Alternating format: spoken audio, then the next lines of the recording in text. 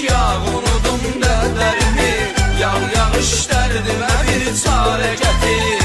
Mən ona vermişəm ümidlərimi, o mənə özgəsin sevirəm deyir. Yağış yağ unudum dərlərimi, yağış dərdimə bir çarə gətir. Mən ona vermişəm ümidlərimi, o mənə özgəsin sevirəm deyir.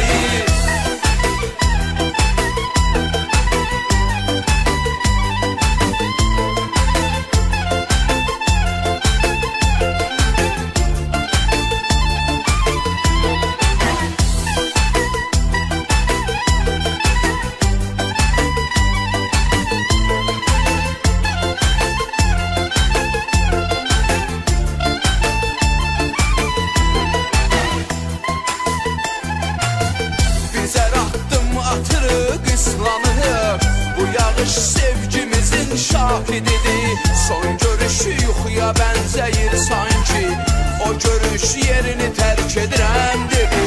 Gözlərim hey axtarır, gəzir səni, son dəfə səni görmək üçün çalışır. Sanki eyləmək üçün təsəlli məni, hər yağış damlası səndən danışır. Yağış yağ unudum dərlərimi, yağış dərdimə bir çarə gətir. Mən ona vermişəm ümidlərimi, o mənə özgəsin sevirəm deyir. Yağış yağ unudum dərlərimi, yağış dərdimə bir çarə gətir. Mən ona vermişəm ümidlərimi, o mənə özgəsin sevirəm deyir.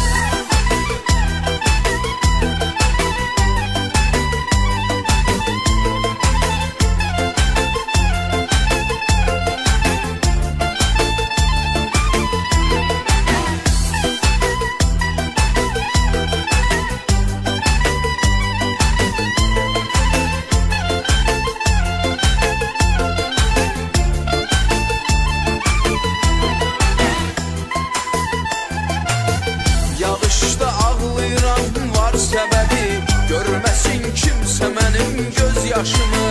Tək qaranlıq küçələrlə gedirəm, dəli olmuşam, itirmişəm başımı. Sən təkcə xəyallarda mənimləsən, tənhalıq mənlə ömür yoldaşıdır. Dərdimə göydə buludlar ağlayır, bu yağan həsrətimin göz yaşıdır. Yağış yağ unudum dərlərimi, yağış dərdimə bir çarə gətir. Mən ona vermişəm ümidlərimi, o mənə özgəsin sevirəm deyir. Yağış yağ unudum dərlərimi, yağış dərdimə bir çarə gətir.